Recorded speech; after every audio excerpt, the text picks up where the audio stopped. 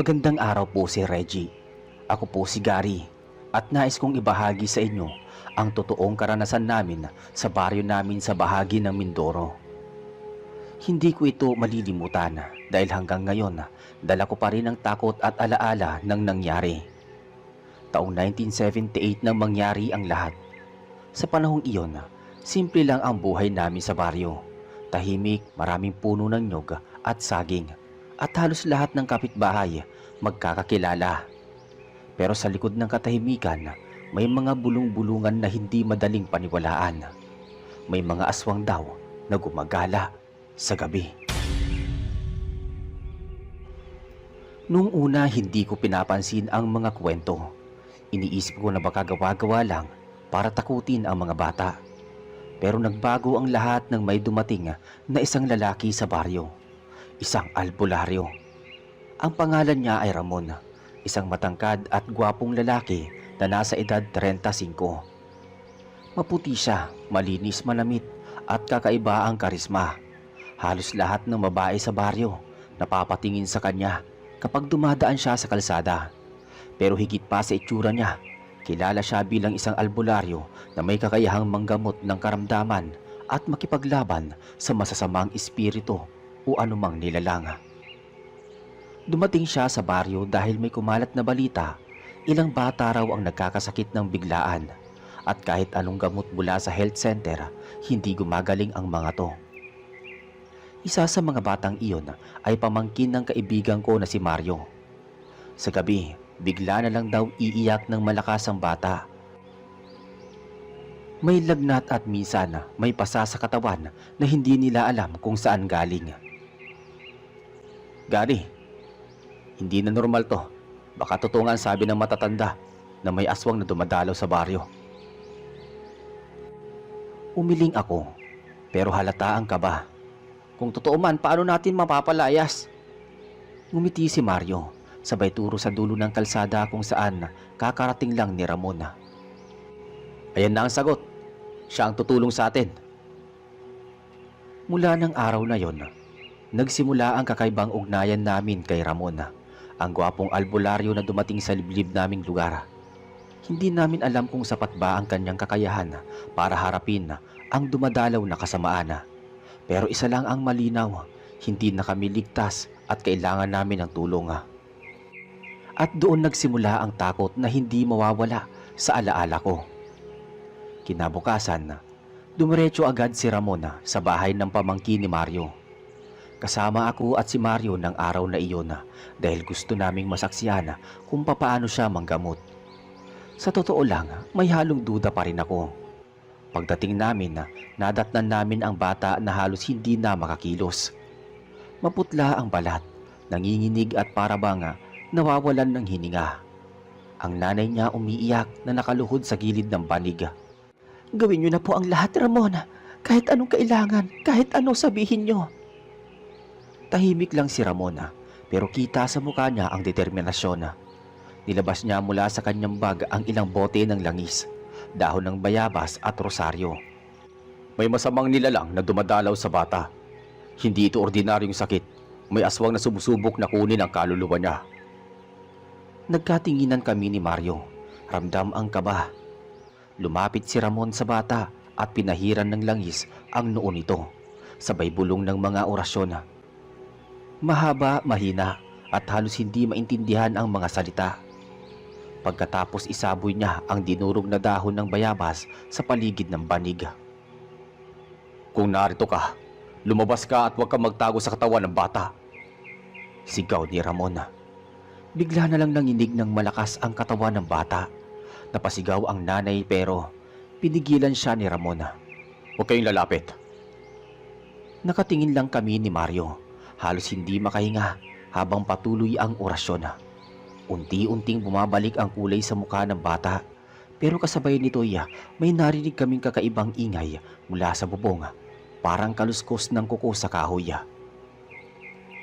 Gary, narinig mo ba? Pabulong na tanong ni Mario. Oo, Mario. Sagot ko, nanginginig ang tuhod. Tumigil si Ramon sa pagdarasal. Tumingin sa bubong at sumigaw. Walang lugar dito para sa'yo. Hindi mo makukuha ang batang to. Pagkasabi niya, biglang umalingaw-ngaw ang malakas na huni ng mga aso sa paligid at may narinig kami mabilis na yabag na tumalon mula sa bubong palayo sa bahay. Maya-maya, napahinga ng malalim ang bata. Tulog na parang walang nangyari. Pero buhay at maayos na ang paghinga. Umiyak ang nanay at niyakap ang anak. "Salamat, Ramon! Salamat!" Ngumiti lang si Ramon. "Babalik siya at kapag bumalik siya, hindi lang bata ang kanyang pupuntiryahin," sabi ni Ramon.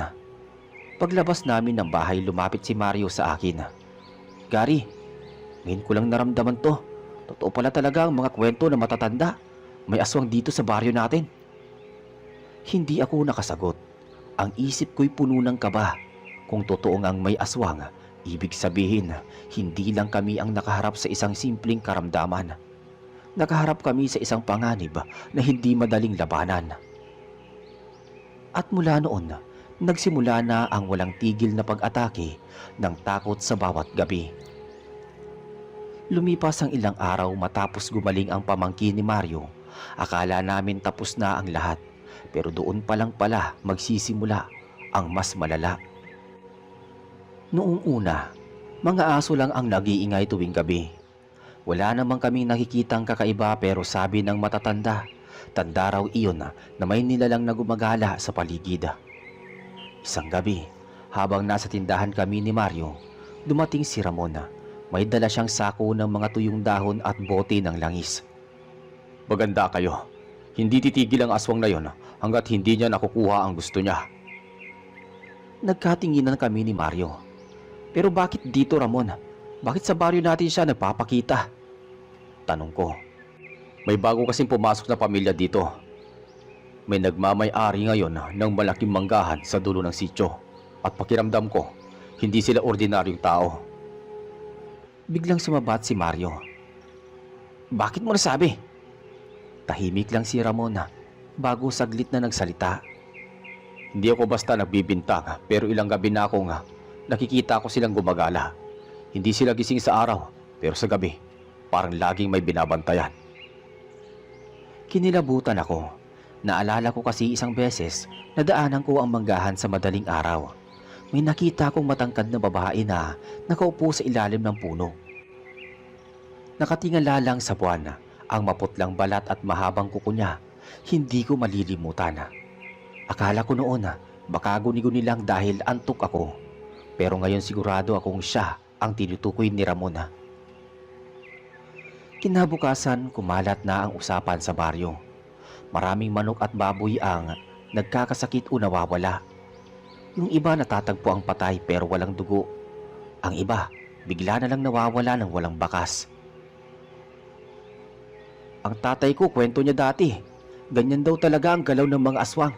Una hayop muna, tapos susunod tao na," sabi ni Gary. Kinagabihan, pumunta ulit si Ramon sa bahay namin.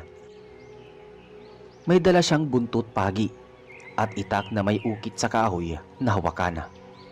"Magbantay kayo, lalo na kayong magkaibigan, dahil madalas na pinupuntirya ng aswang ang mga malalapit sa albularyo." Napatingin ako kay Mario. Hindi ko alam kung matatakot ako o magpapasalamat na may kasama akong gaya niya. Pero isang bagay ang malinaw, hindi kami ligtas. Bago matulog, narinig namin ulit ang kakaibang kaluskos sa bubong. Mas malakas kaysa sa dati. May gumagapang, kumakalmot. "Gary, parang nandito na naman siya," tawag ni Mario. At doon namin unang nasilayan ng malinaw ang nilalang. Mula sa may bubungan, bumungad ang isang babaeng mahaba ang buhok, maputla ang balat at may mata na kumikislap na kulay pula. Mahaba ang kuko at ang bibig ay may mga ngipin na matutulis. "Aswang ka nga," bulong ng binatang albularyo. Ngumisilang ang babae at sa isang iglap tumalon siya mula sa bubong.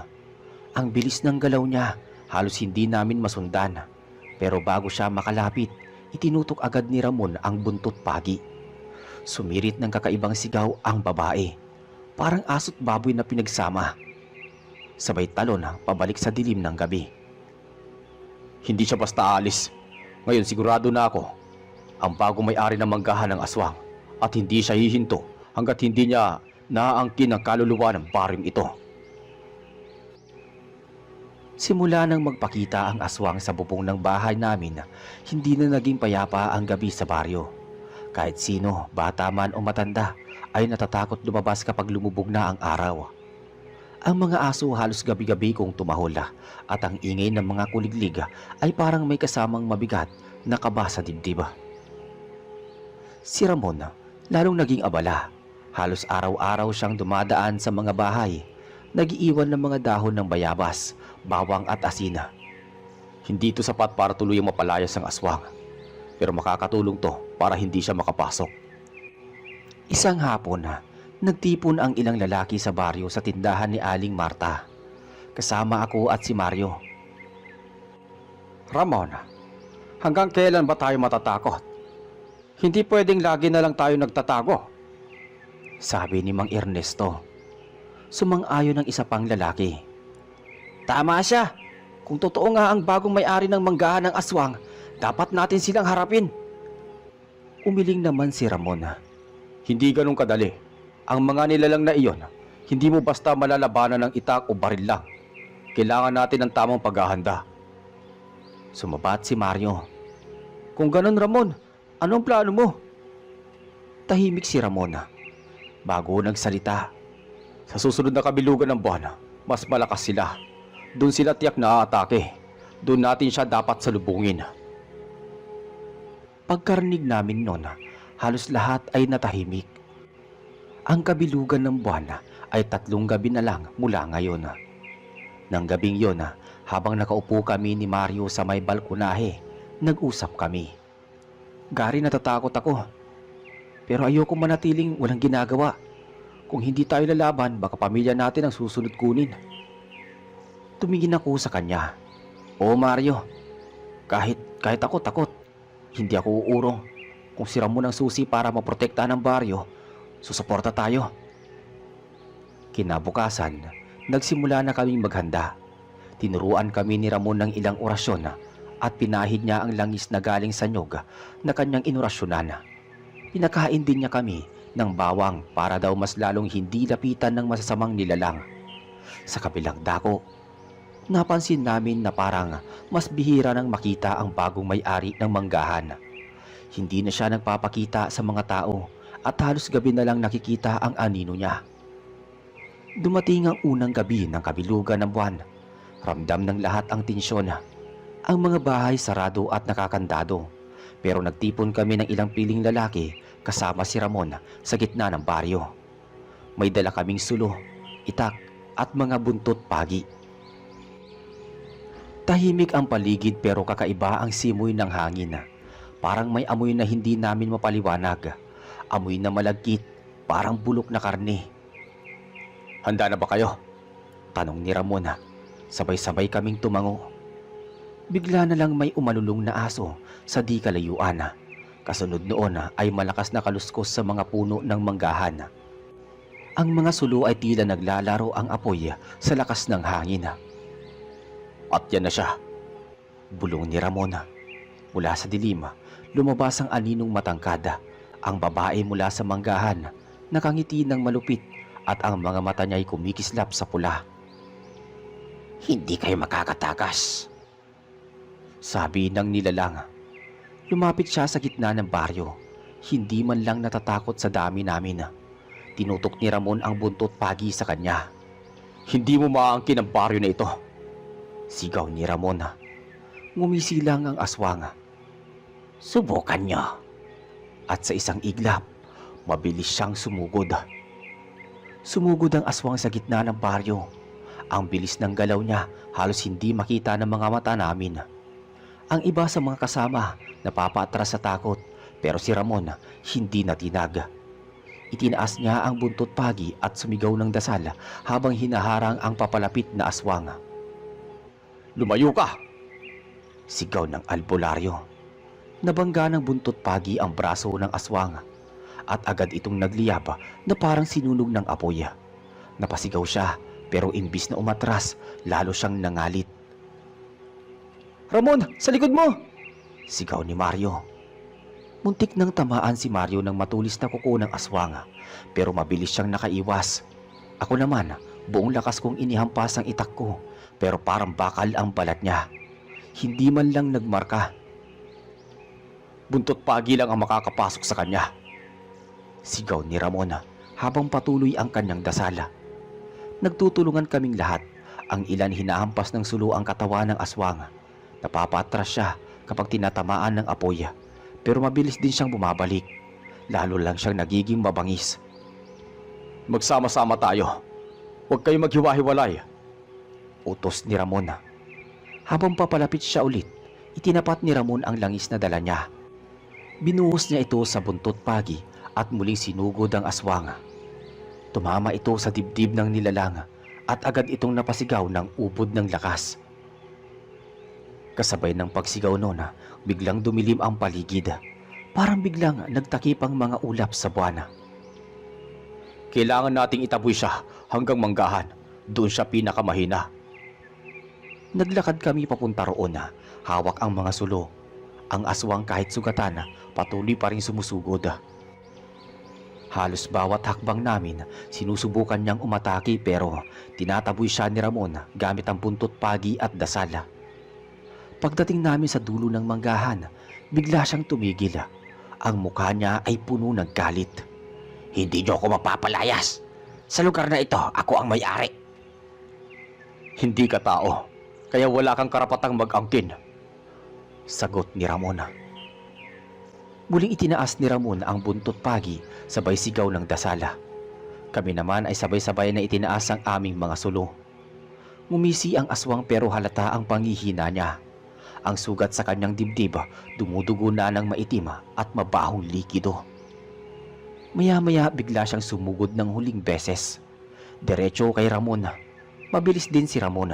Iniunat niya ang buntot pagi at tumama iyon sa leeg ng aswang.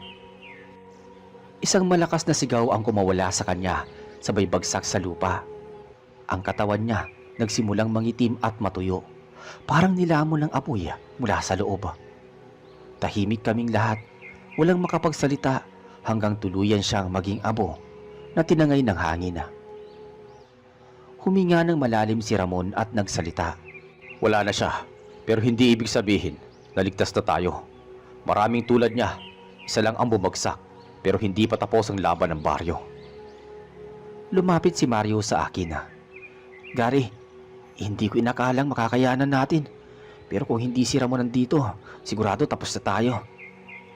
Tumangulang ako, habol ang hininga.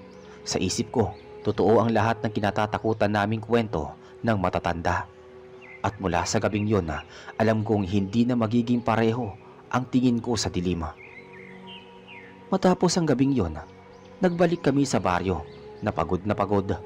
Ang lahat ng kasama, tahimik halos walang imik. Parang hanggang ngayon, hindi pa rin kami makapaniwala na nakalaban namin ng isang aswang. Kinabukasan, kumalat ang balita. Lahat ng tao mula sa pinakamatanda hanggang sa pinakabata nakarinig ng kwento tungkol sa mga nangyari sa manggahan. Ang iba natakot lalo, ang iba naman nagkaroon ng lakas ng loob. Salamat sa iyo, Ramon. Kung wala ka, baka isa sa amin ang kinuha ng halimaw na yon. Sabi ni Mang Ernesto. Umiling lang si Ramon. Huwag kayong magpasalamat sa akin. Ginawa ko lang ang dapat. Pero tandaan nyo, hindi ako lagi nandito. Kailangan matutunan nyo mag-ingat at magtulungan. Mula noon, naging mas mahigpit ang mga tao. Lahat ng bahay may nakasabit na bawang at asin. Ang mga bata, hindi na pinapalabas pag lumubog ang araw. Ang mga lalaki, palagi may dalang itak at sulo tuwing gabi. Ako at si Mario, madalas naming kasama si Ramon. Hindi lang dahil gusto naming matuto, kundi dahil gusto naming maging handa kung sakaling may bumalik na ibang nilalang. Isang gabi, habang nag-uusap kami sa harap ng bahay, nagtanong ako kay Ramon. Ramon, sa palagay mo ba, okay na ang baryo? Wala na bang darating na ibang aswang o anumang nilalang? Tumingin siya sa akin. Seryoso ang muka. Gari ang mga aswang, hindi basta-basta nauupos. May mga pamilya sila at kung isa sa kanila ang mawala, malamang hahanapin siya ng iba. Kaya't huwag kayong magiging kampante. Sabi ni Ramon. Napatigil ako. Ibig mo sabihin, baka may iba pang dumating dito? Oo, at baka mas malakas pa siya. Namilog ang mata ni Mario. Kung ganun, paano tayo? Ngumiti si Ramon. Kaya nga kailangan niyo akong samahan. Hindi ko ito kaya mag-isa. Doon ko napagtanto na hindi simpleng laban ang naranasan namin. Para bang sinimulan lang namin ang mas malaking digmaan. Sa kabila ng naging matatag ang baryo, hindi na kami madaling matakot. Oo, may kaba pa rin tuwing gabi, lalo na kapag kabilugan ng buwan. Pero ngayon, alam na namin may paraan para lumaban. At higit sa lahat, alam namin na mayroong isang gwapong albularyo sa tabi namin na handang ipagtanggol ang buong baryo laban sa kahit na anong nilalang ng kadiliman. Makalipas ang ilang linggo, unti-unti nang bumalik sa normal ang takbo ng baryo. Ang mga tao kahit may kaba pa rin tuwing gabi, nagagawa ng magtanim, mangisda at mamuhay ng gaya dati. Pero sa kabila nito, ramdam kong hindi tuluyang nawala ang takot.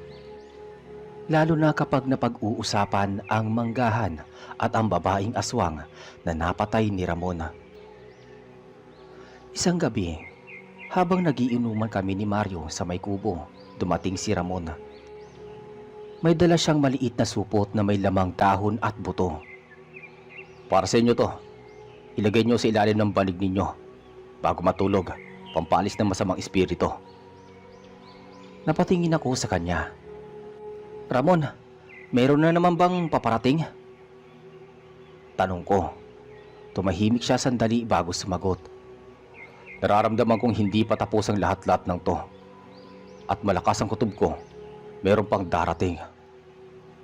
Kinabukasan, may dumating na balita mula sa kabilang sityo. May magsasakang natagpo ang patay sa kanyang kamalig. Ang katawan halos walang dugo at ang balat parang pinilas ng matulis na kuko.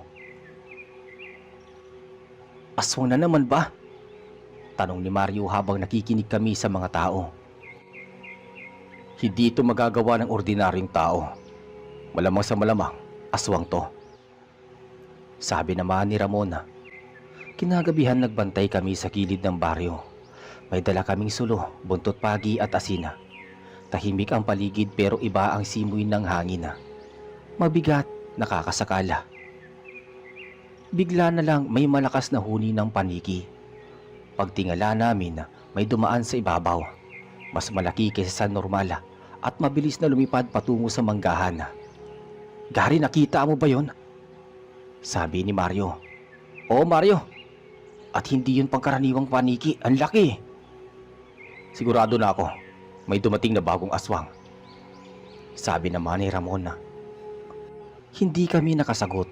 Sa likod ng isip ko, naisip kong kung hirap na hirap kami noon sa babaeng aswang, paano pa kaya ngayon kung mas malakas pa ang dumating?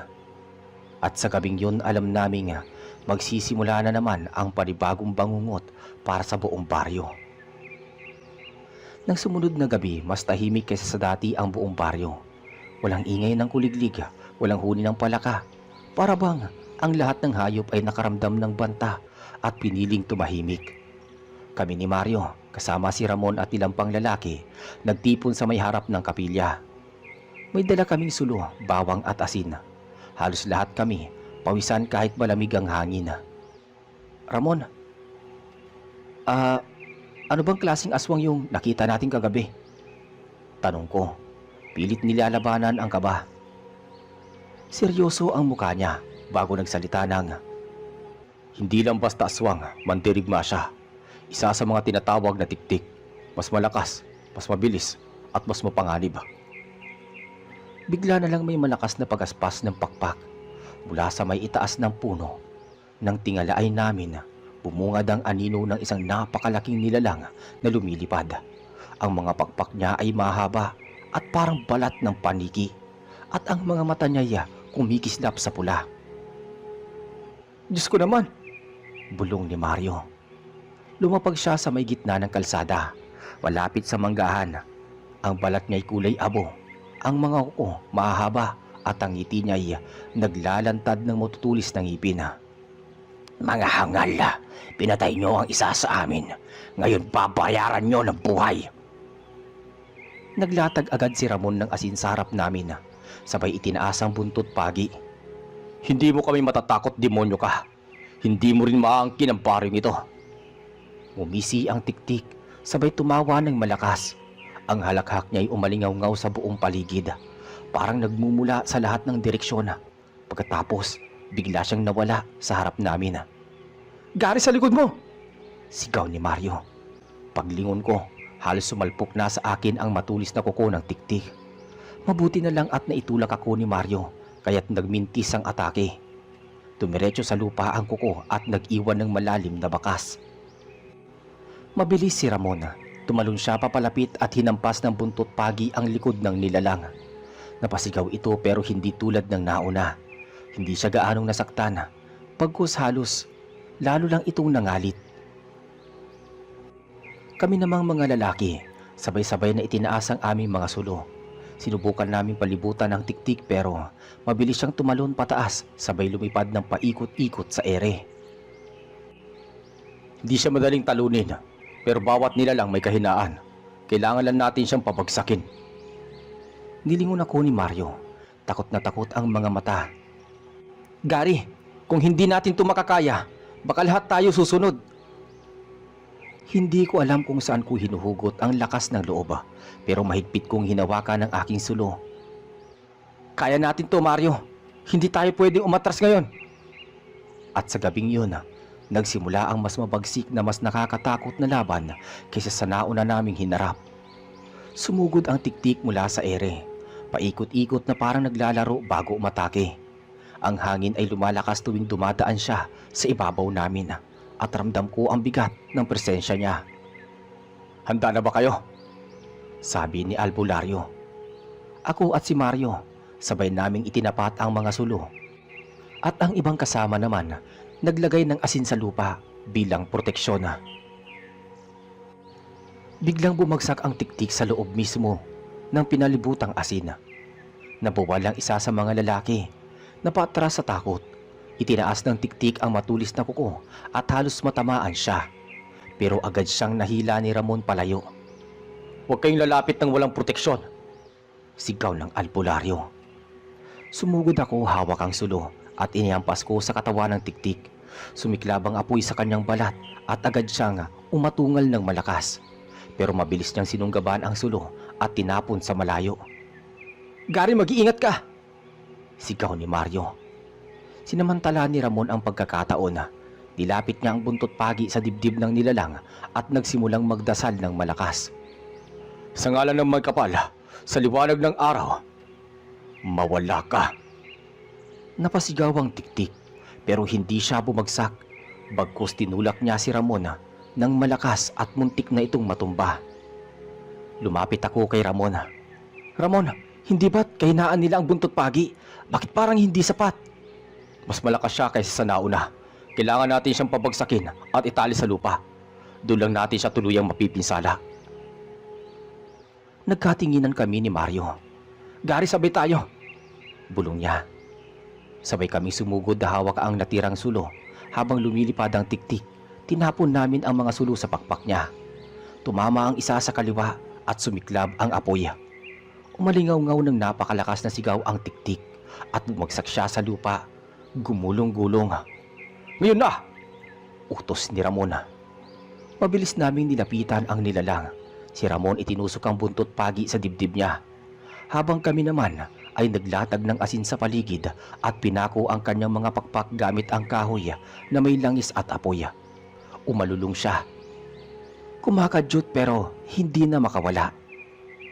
Hindi niyo ako matatalo. Marami pa kaming darating. Tandaan ninyo, mauubos din kayo. Pinikit ni Ramon ang kanyang mga mata. Nagpatuloy sa orasyon at unti-unting nagsimulang mangitim at matuyo ang balat ng tiktik. Hanggang sa huling sigaw niya, naging abo rin ito at tinangay ng hangin gaya ng nauna. Tahimik ang lahat. Wala ni isa ang makapagsalita agad. Ramdam ko ang panginginig ng katawan ko, hindi lang sa takot kundi pati sa pagod. Si Ramon ang unang nagsalita. Nagapi natin ang kalaban, pero tandaan niyo ang sinabi niya. Hindi lang siya ang huling darating. Napatingin ako kay Mario. Sa mga mata niya, nakita ko ang parehong takot at tapang. At doon ko naisip simula pa lang ito ng mas matinding labanan. Matapos naming mapuksa ang tiktik, naglakad kami pa uwi ng baryo. Tahimik lang ang lahat, walang nagsasalita. Ang tangi maririnig ay ang lagaslas ng ilog at hampas ng hangin sa mga puno. Ramdam ko ang bigat at iniisip ni Ramona habang hawak pa rin niya ang buntot pagi na tila kumikislap pa ng bahagya. Pagdating sa baryo, sinalubong kami ng mga tao. Nagtatanong sila kung okay na ba ang lahat, kung ligtas na ba sila. Ligtas na muna ngayon, pero hindi ito ang katapusan. Kailangan nating maghanda sa susunod. Malay natin, anumang oras, may darating na panganib. Si Mario agad na kinausap ang mga kapitbahay. Mga kasama, tulungan nyo kami. Maglatag tayo ng asin sa paligid ng baryo. Maghanda ng bawang at langis. Hindi natin alam kung kailan babalik ang mga aswang na yon. Sumang-ayon ang mga tao. Kahit bakas pa rin sa mga mukha nila ang takot. May ilan pa na halos hindi makapaniwala na nakaharap namin ang isa na namang aswang. Lumapit sa akin ng isang matandang babae, si Aling Rosa. Gary, totoo ba? Dalawa na ang napatay nyo, pero bakit parang dumadami pa sila? Hindi ako kaagad nakasagot sa matanda. Tumingin muna ako kay Ramona. Siya ang sumagot. Kapag nasaling mo na ang teritoryo nila, nagagalit sila. At ngayon, alam na nila na lumalaban ang baryo. Kaya mas lalo na sila magpapadala ng mga kampon nila.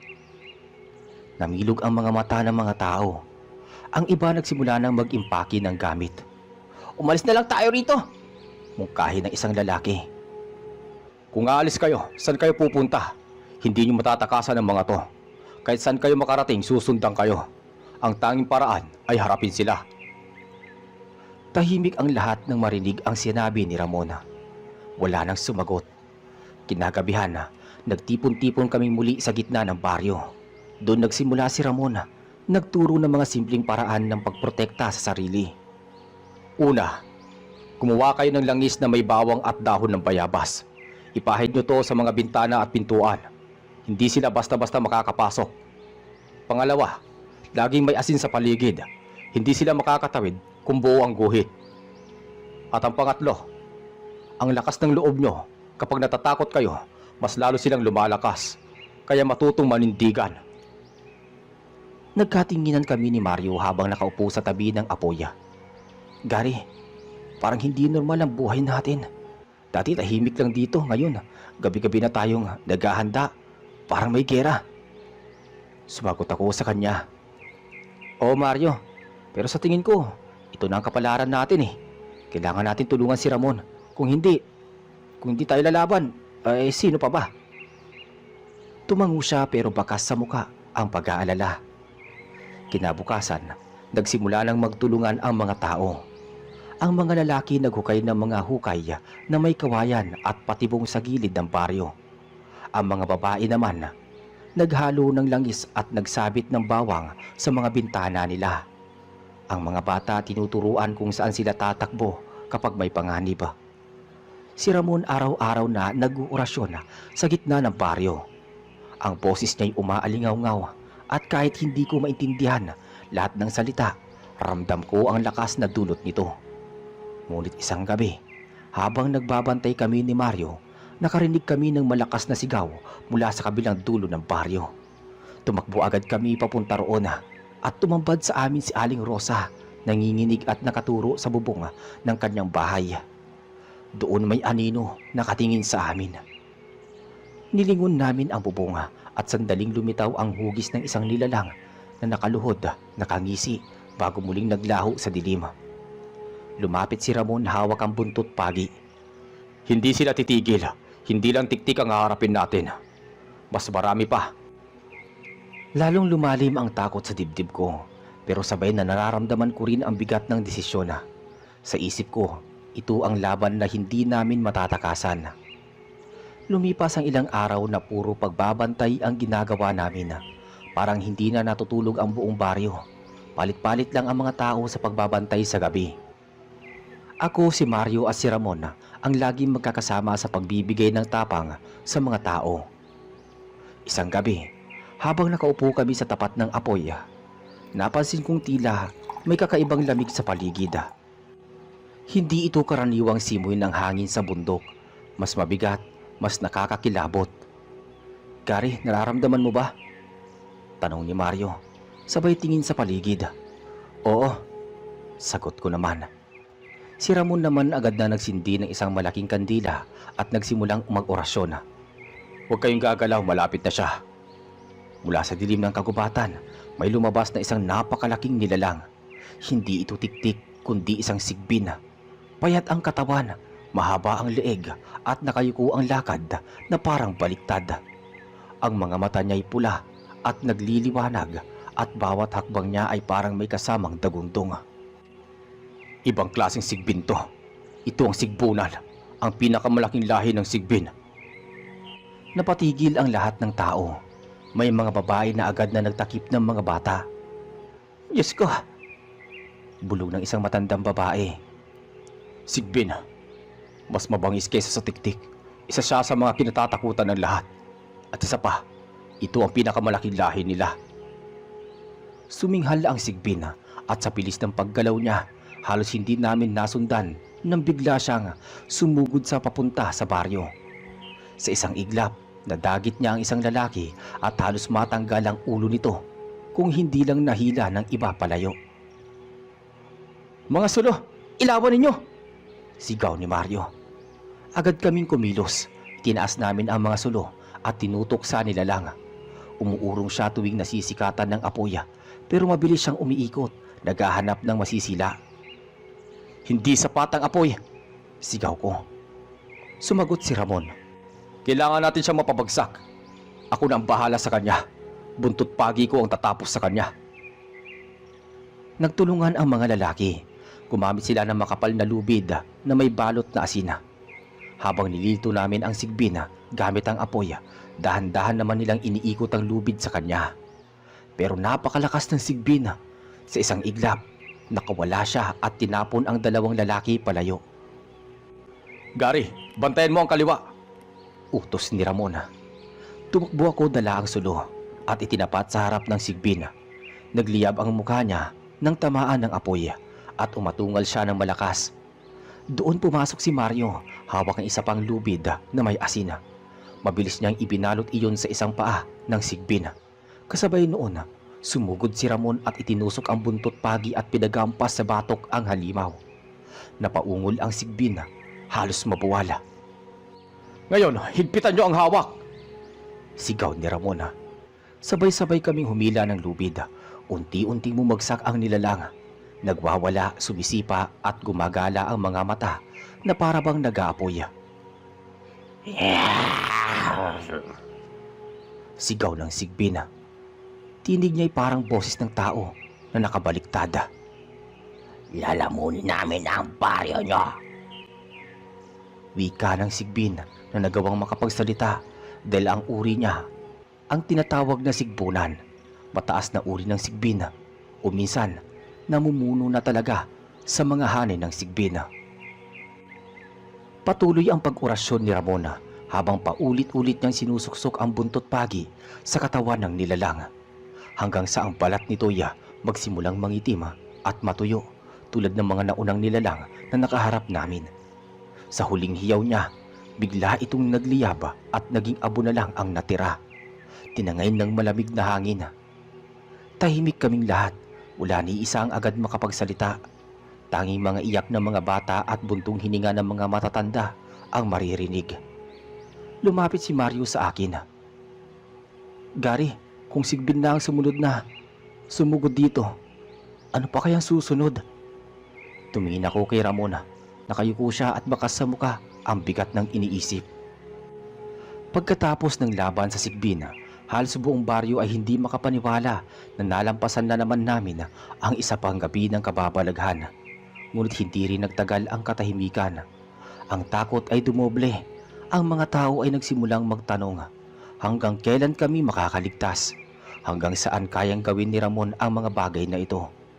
Si Mario at ako, parang pinoprotektahan na lang namin ang buong baryo. Nagtipon kaming lahat sa gitna ng baryo. Si Ramon ang nagsalita. Mga kasama, hindi ko kayo tinatakot, pero ang nakita natin kanina ay patunay lang na mas malalaki at mas mababangis ang mga darating. Kailangan nating maghanda, hindi lang ngayong gabi kundi araw-araw. Tumango ang mga tao, ngunit baka sa kanilang mga mukha ang pagod at panghihina. Lumapit sa akin si Mario. Gary, parang hindi na natatapos to ah. Baka tama si Mang Isko. Baka mas mabuti na lang na lumikas tayo. Mario, sinabi ni Ramon, kahit saan tayo pumunta susundan nila tayo. Mas mabuti kung lumaban na lang tayo kaysa lumikas. Napabuntong hininga siya. Oo nga, pero Gary, natatakot ako para sa pamilya ko. Pareho tayo, sagot ko. Kinagabihan nagpalit kami ng pwesto sa pagbabantay. Ako at si Mario ang naka-duty sa gilid ng sapa. Ang ilaw ng buwan ay halos natatakpan ng makapal na ulap. Tahimik ang paligid, tanging huni ng kuliglig ang maririnig. Bigla nakarinig kami ng kaluskos mula sa kakahuyan. Pareho kaming napalingon. Mario, narinig mo yun? Bulong ko sa kanya. Oo, maganda ka, sagot niya. Mula sa dilim, may mga matang kumikislap. Isa, dalawa, tatlo, hanggang sa napansin namin napapalibutan na pala kami ng mga nilalang. Mga nilalang na payat, mahaba ang buhok at may matutulis na ngipin. Mga aswang na pawang sabik sa dugo. Diyos ko, yan na naman sila. Aatras ka, Mario. Tawagin mo si Ramon, sigaw ko. Agad siyang tumakbo pabalik sa baryo para humingi ng tulong. Ako naman ay nananatili, hawak ang sulo at pilit na itinataboy ang mga unti-unting lumalapit na mga demonyo. Nakarating kaagad si Ramon kasama ang ilang lalaki. Nakaayos na ang mga sulo, asin at buntot pagi. Mga kasama, huwag kayong matakot. Kaya natin sila, sigaw ni Ramon. Nagpalibot kami ng apoy. Ang mga aswang ay umuurong tuwing lumalapit sa liwanag. Ngunit hindi sila umaatras. Para silang nag-aantay ng tamang oras. Isa sa kanila ang lumapit. Payat na payat ito at may mahabang kuko. Nagsalita ito. Hindi kayo makakatagal. Lahat kayo mauubos din. Nagdasal kaagad si Ramon, hawak ang buntot pagi. Ang babae ay nagsimulang umungol, ngunit imbis na umatras, sumugod siya. Agad ko siyang tinapik ng sulo at halos magliyab ang mukha niya. Napasigaw siya sa sobrang sakit at doon dumiretso si Ramon at tinusok ang buntot pagi sa dibdib niya. Napaalulong siya at nagliyab hanggang sa maging abo. Nang makita iyon ng iba pang aswang, nagsimula silang magsitakbo palayo. Ngunit bago sila tuluyang lumayo, sumigaw ang isa. Babalik kami! At sa susunod lahat kayo dudurugin namin. Nang makaalis sila, bumagsak ako sa lupa. Pagod na pagod. Lumapit si Mario at inalalayan ako. Gary, buti nakarating ka agad si Ramon. Kung hindi, baka patay ka na.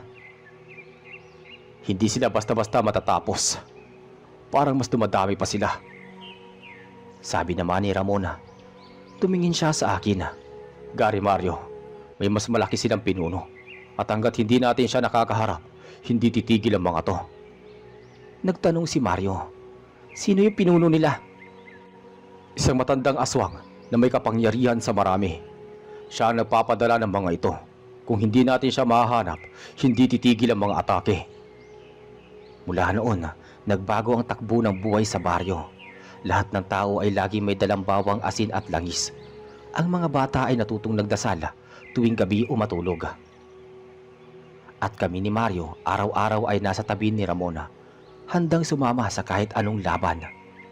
Isang gabi nakaupo kami sa tapat ng apoy. Nagsalita si Ramon. Gary, Mario, oras na para hanapin natin ang pinakapinuno nila. Hindi tayo pwedeng puro depensa lang. Kailangan nating tapusin to. Nagkatinginan kami ni Mario. Pareho kaming takot pero alam naming wala na kaming pagpipilian pa. Hanggang sa marating namin ang isang kuweba. Madilim at malalim at mula sa loob ay may naririnig kaming bulong at halakhak. Nandito na siya, sabi ni Ramon sabay hawak ng buntot pagi. Pumasok kami dala ang mga sulo. Sa loob ng kuweba nakita namin ang isang matandang lalaki na halos kalansay na ang katawan. Nakaupo sa isang bato. Ang mga mata niya'y pulang-pula at nagingintab. At ang ngisi niya ay parang banta ng kamatayan. Aba, narito pala ang bagong bayani ng baryo. Si Ramon, ang binansagang gwapong albularyo. Akala nyo ba, kaya nyo akong tapusin? Ako ang pinuno nila. Ako ang hari ng nilalang dito. Umangat ang kanyang mga kamay at biglang lumitaw ang 12-dosenang aswang mula sa dilim ng kuweba. Napapaligiran kami. Gary Mario, huwag kayong bibitaw. Sumugod ang mga aswang. Labanan ng apoy, asin dugo ang sumunod.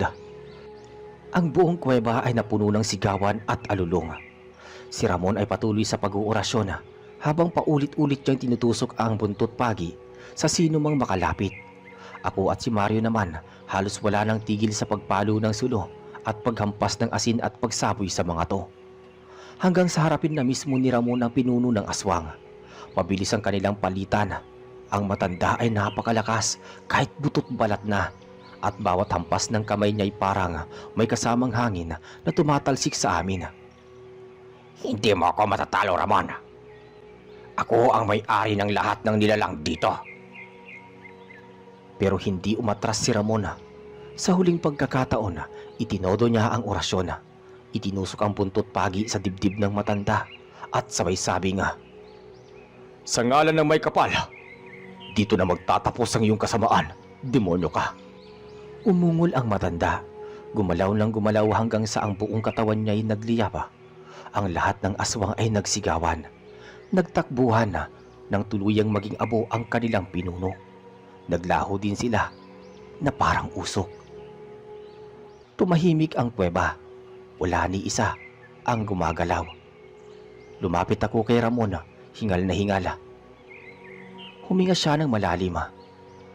Sa wakas, natuldugan na rin lahat at naputol na ang lahat ng kasamaang nagaganap sa baryo. Lumapit si Mario at tumango. Salamat, Ramon. Kung wala ka, baka matagal na kaming patay lahat. Ngumiti si Ramon kahit pagod na pagod. Hindi ako mag-isa. Kung wala kayo, hindi ko rin magagawa to. Pagbalik namin sa baryo, sinalubong kami ng mga tao. Umiiyak sila sa tuwa, niyakap kami at nagpasalamat. Ang buong baryo ay muling naging payapa. At sa unang pagkakataon, matapos ang matagal na panahon, nakatulog kaming lahat ng mahimbing. Walang kaba, walang takot.